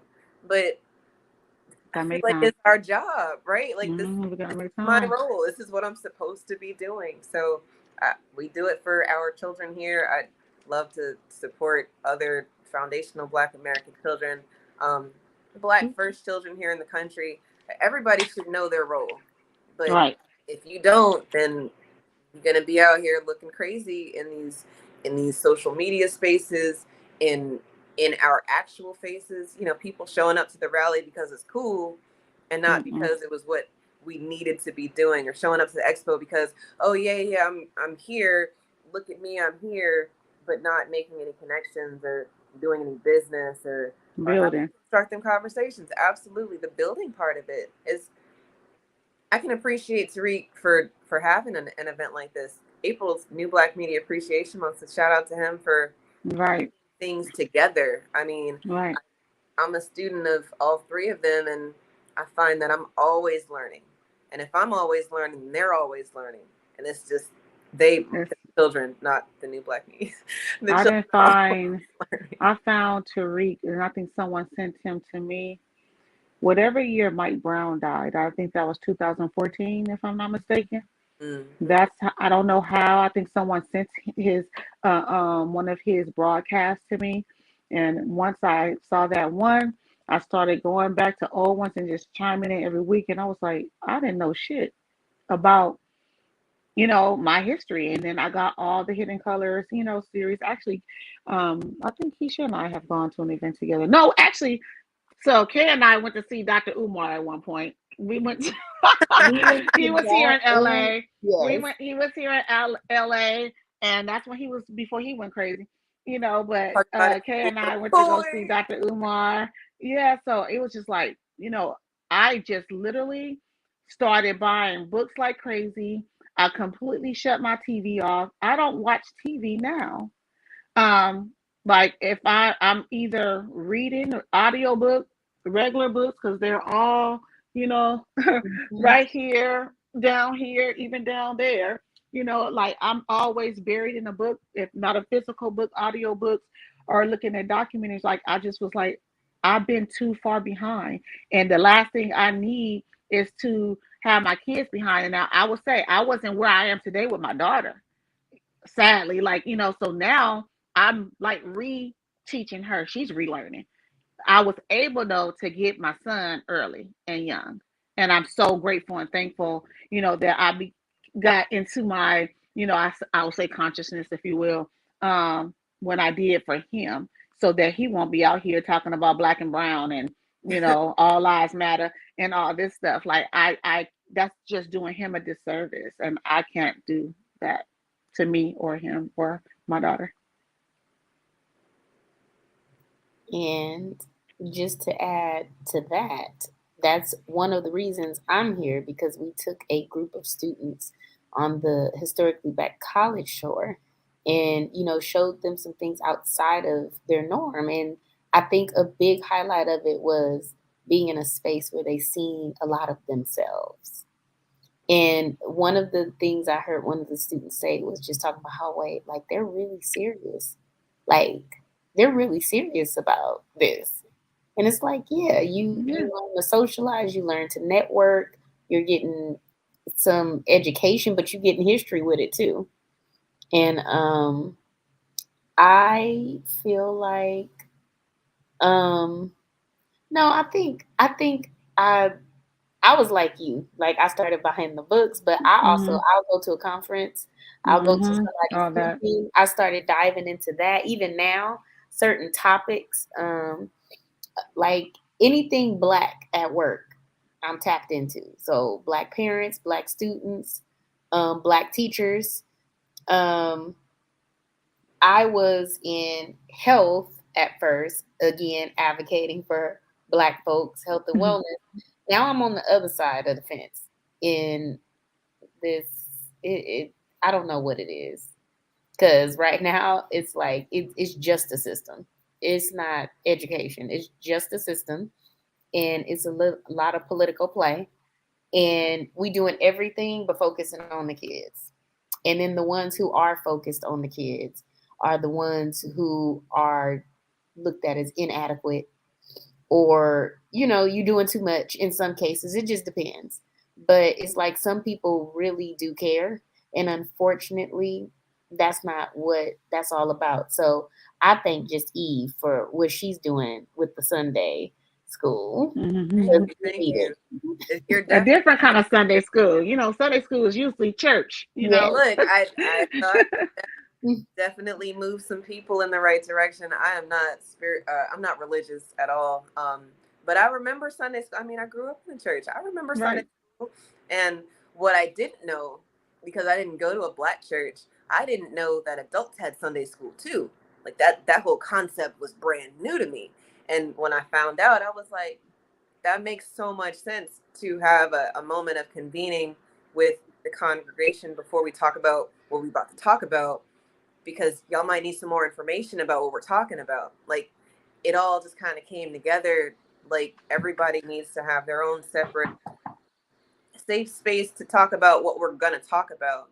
And from there, I mean, Sunday school just seems to be, it just seems to fit. We're going to learn, we're going to talk, we're going to convene, we're going to debrief. I really hope that children are going to participate, because I've been the Zoom teacher. I know what it's like to have 30 blank faces looking at the figure out, why am I here? Can I go get some food? Do I have to ask to go to the bathroom? I've been there, and it's all good. It's only 2 hours maximum amount of time is 2 hours. I'm really not trying to keep anybody on a Sunday, but I do think that, ending the year strong and then doing this over the summer, and then they come back to school strong, I think that that's a move that we can make, and it's not hard. So if you want to participate, definitely hit me in the emails. Okay. I'm all for us. Can I text you? Yeah, you can text me. And then because I definitely want to participate. I want to support, and tell a friend, for those out there, tell a friend and tell a friend. We need as many, of our babies, on this call, Zoom learning experience as possible, because each one teach one, and we're trying to build the best human beings that we can, because they are our future. We're not going to be here forever. We need to set them up for success. I think that's exactly what she's trying to do, and I love the fact that you're like, we're not focusing on verbs now, We're talking about reparations. We're gonna do some math, students. We're gonna learn our history. You're gonna know who you are, right? So I love, love, love that you're doing that. I appreciate you for doing that. I appreciate you for doing the Godcast, and I'll be doing her Pick Me podcast next Wednesday. So I will be on her show next Wednesday, and thank you for inviting me. Of course. Kate, you're welcome too. I don't know if we're following each other on Twitter or not or whatever, but she's not on Twitter. What? All right, Kate, we're gonna have to work on that. You gotta work on I'm that. on there, I just don't be on there. Oh, well, you gotta come on. It's crazy. Twitter is a beast. Let me tell you, Twitter is it's a new beast. It's a beast. Don't get it twisted. You were talking about not watching TV. I'm sitting here in front of my TV. Look, this is right. I got mine is on the floor. I've been not watching TV for the longest. Like probably my oldest is 14. I have been not watching TV since probably she was 2. I'm just not the first person that's gonna come turn the TV on. But that's when it started. I started diving into those books. So I would prefer to sit on the corner on the corner of the couch and read a book than to watch TV. Yeah, I don't.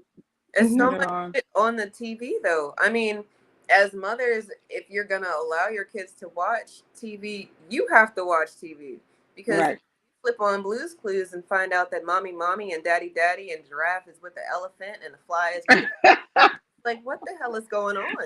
Do you hear me? Was safe. Do you hear me? I was so offended.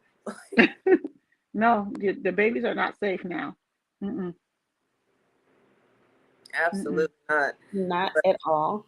And then enlighten. Well, again, it probably was happening when my internet was glitching. But the Pick Me podcast.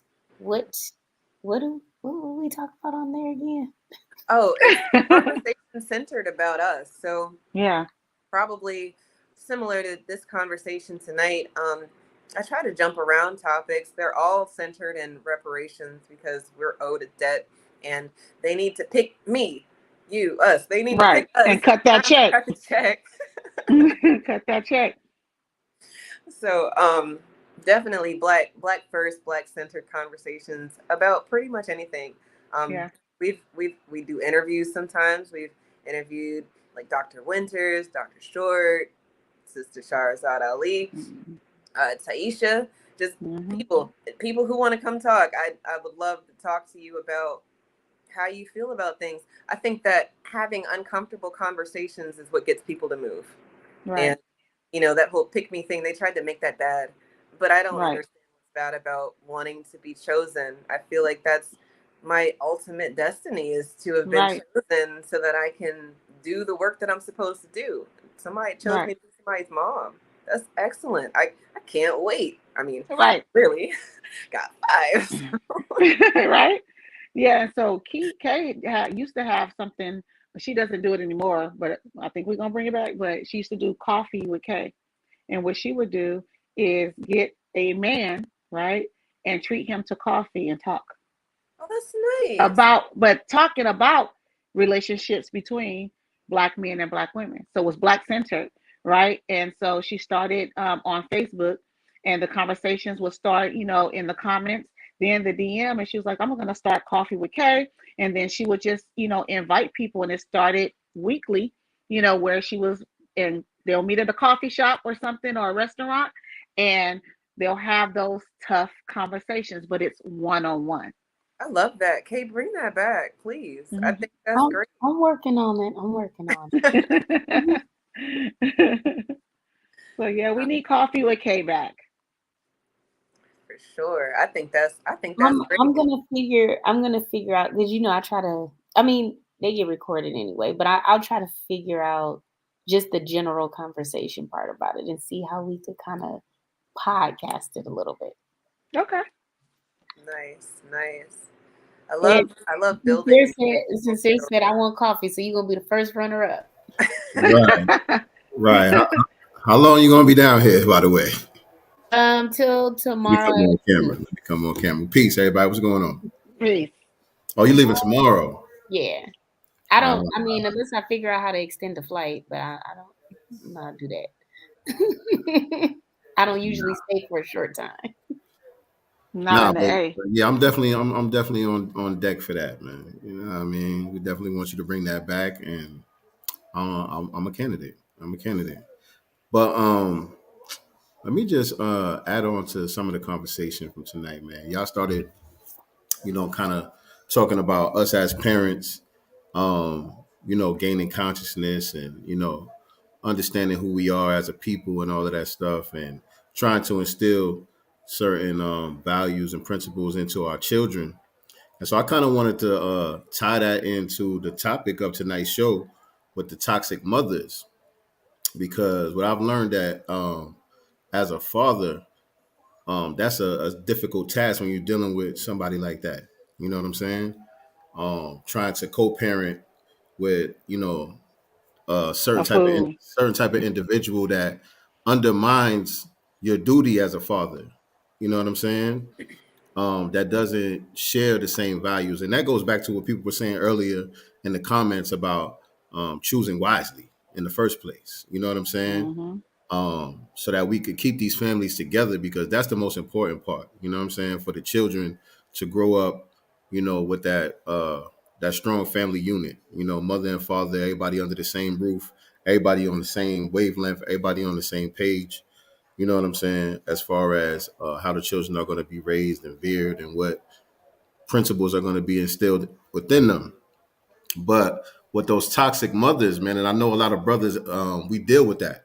You know what I'm saying? And when you evolving as a person, you evolving as a man, and you want your children to be raised a certain way, and you have to try to overcome that obstacle, because everybody here mentioned, the power that those mothers have. You know what I'm saying?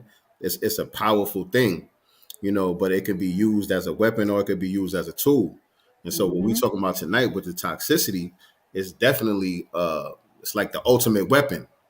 And I feel like a lot of times the mothers feel like they're doing something to the fathers and not Mm-hmm. really understanding how much damage that they're doing to the children. But as fathers, I want to just say to the brothers out there, just, be encouraged and never give up, no matter what. You know what I'm Right. saying? No matter what type of hoops you got to go through or whatever, never give up. You know what I'm saying? Because it's not about you. You know what I'm saying? It's about your duty and your responsibility. That's those babies that you brought into the world. And so, you might not have been where you at today when you made that decision, when you laid down who you laid down with and, brought those children into the world. But now you somewhere else. You evolved past that. You're not that same person anymore, and you want something different. You want to break those generational curses with your children, and you finding this obstacle that seems like a unmovable object, hindering your ability to do that. Never give up.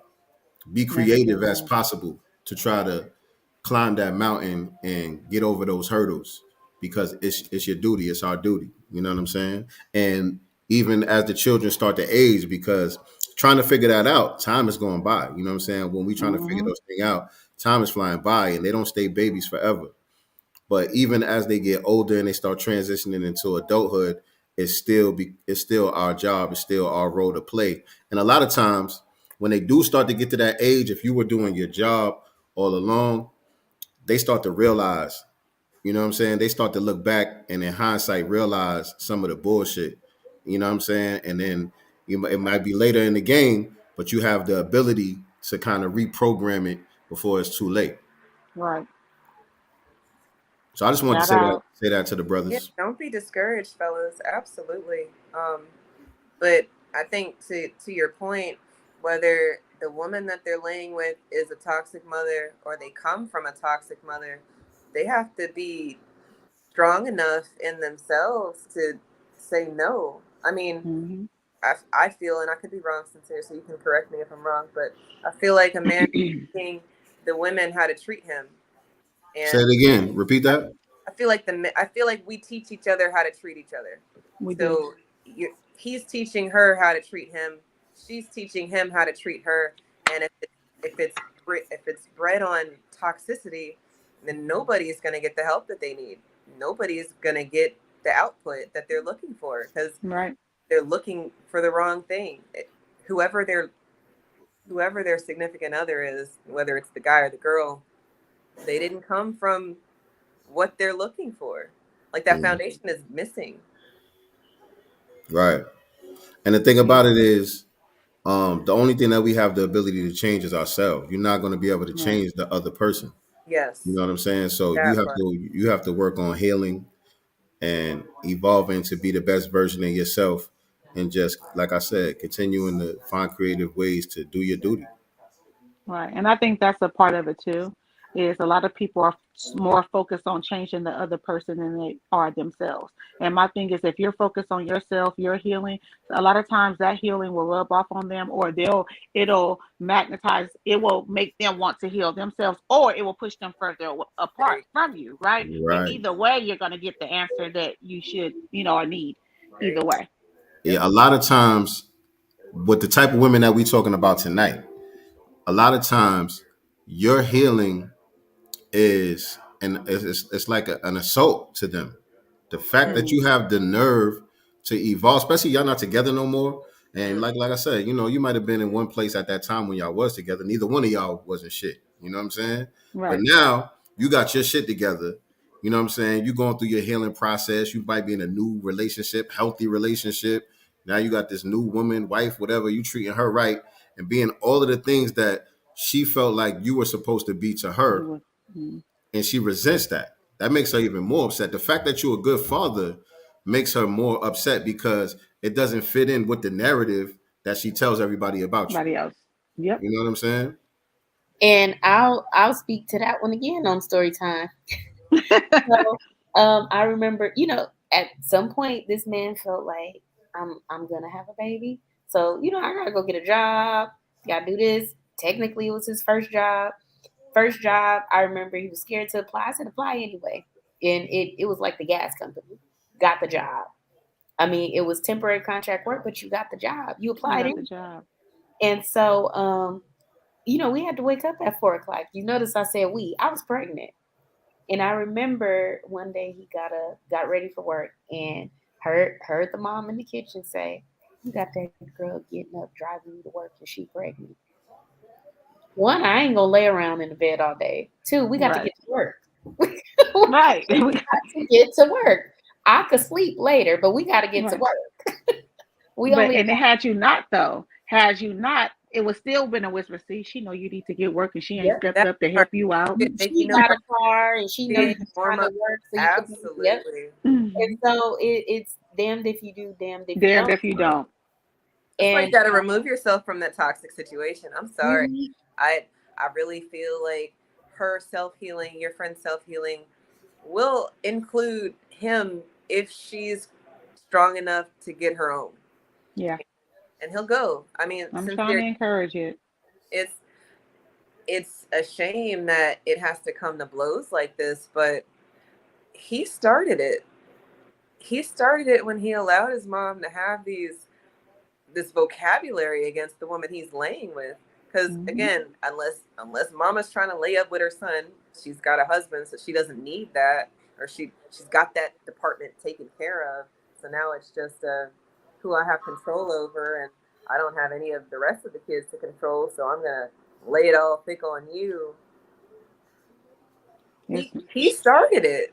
I'm sorry. But from listening tonight, though, it sounds like in that particular situation, I think y'all mentioned a couple of times, she knows how to pick them. And so the fact that she married is really, it doesn't make a difference. It's really insignificant because she probably got somebody, who could provide and, make things stable, but it's not who she really wants anyway. So it's still the same. She's the provider. She's the provider. Oh. And the idea of her husband even wanting a job is a threat to her. If this man talk about putting the application, it's just control. She got an evil just in there that just wants to control everything. Definitely narcissistic. And if I can't control you, I don't want you. Right. Oh, but I want you. I still want you because I need to show you that I don't care about not being able to control. It's such a mind fuck. Oh man, y'all know these people, yeah. Y'all know these people. I know her. Yeah, I mean, and it's just sad, Again, when I see, toxicity in relationships between black men and black women, especially to someone that I'm close to, it just hurts my soul because, it feel like it's right when we start the Pick Me Godcast and with the things that we're trying to combat. We're trying to, rebuild, the black family structure. So I try to give loving, encouraging advice, but I'm also stern too. You're right. You either man up or lose what you have. That's just where we are with it, buddy. Man up or lose what you have. But the expectation can't be for her to continue to sit in that and go through that because that's how she is and because you're scared to man up because she's implanted in your head. She's planted fear in you. You're not going to make it. It's too hard out there. You're not going to make it. And why do you want to go rent an apartment and pay someone else's mortgage? These are the seeds that she plants. So they have fear, and I'm like, well, shit, if you can help her with her bills, you can pay your own bills, you can make your own rules, you guys can have your own family dynamic. You know what I mean? And that's what you need. Your son needs to know how to lead his family. He doesn't know how to lead because you haven't taught him how to lead because you've been his leader. He needs to get from under her wing so he can learn how to properly lead. Absolutely. So I just wanted to chime in, this ain't my show right here, you know what I'm saying? But yes it is. Yes it is. Stop playing. but great conversation tonight, man. I appreciate all y'all, you know what I'm saying? Just Eve, appreciate you joining us, bringing your energy over here. We support what you do as well.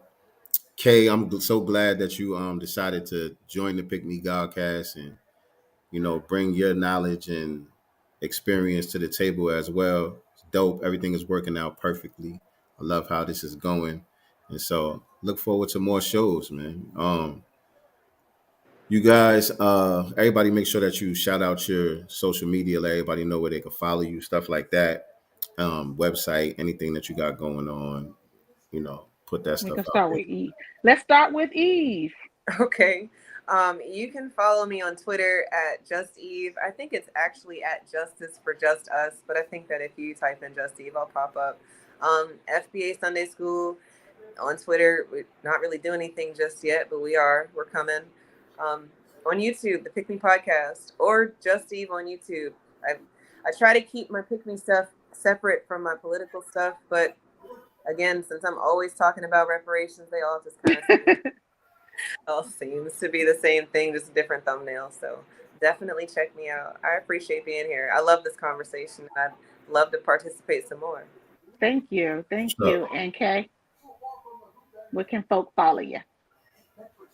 It's KAYE Jones on Facebook and Instagram. Y'all know I don't be social media. Apparently, somebody said I got to get a Twitter, so yes, Eve said you got to get a Twitter. So I have to go find my login and put the handles on there next time. There you go.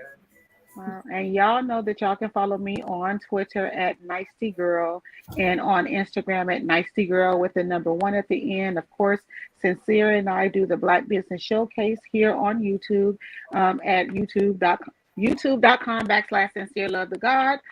We have the Black Business Showcase on Wednesday 6 p.m. Pacific Standard Time, 9 p.m. Eastern Standard Time. On Sundays, we do our current events. That's 1 p.m. Pacific Standard Time, 4 p.m.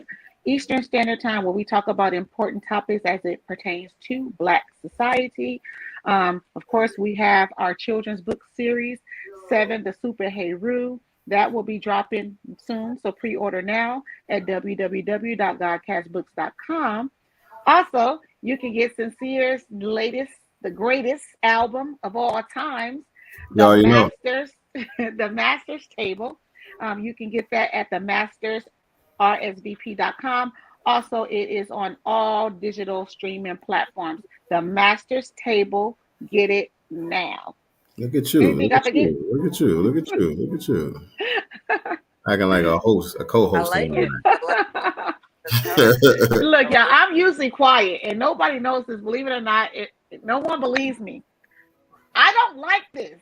I don't like talking in public. I feel like I'm country. I'm awkward. I'm super nervous. So sometimes I stutter. I look away. This is really not my thing. It's just really not. It is now. Me either. I don't like it. Yes, I feel so awkward. Y'all have no idea. Like, woosah. But yeah, thank you guys for tuning in for another episode of the Pick Me GODcast. As I mentioned, I will be on the Pick Me podcast next Wednesday. Next week. 9:30. And what time? 9:30 Eastern Standard. So that's 6:30 my time. There you go, 6:30 your time. I will definitely let you know the topic beforehand. Kate, get your Twitter set up before that. Great for We're gonna get you in some good trouble. I'm saying, but we always get in trouble over on the Pick Me. Get you in some good trouble over there in the Twitter world, honey. Oh boy. Sure. Yes, definitely do that. I can't wait. I can't wait for next week. I think it'll be an excellent build. Absolutely. Build on what we've been talking about. Toxic femininity needs to always get the light shined on it, and then roaches. Exactly. All right. All right. Well, do I say this, Arthur? We are not the master teachers, but we are the master students and signal boosters for the voices of the new Black media. Thank you all for tuning in to the Pick Me GODcast. Peace and Black love. Black first. Be one.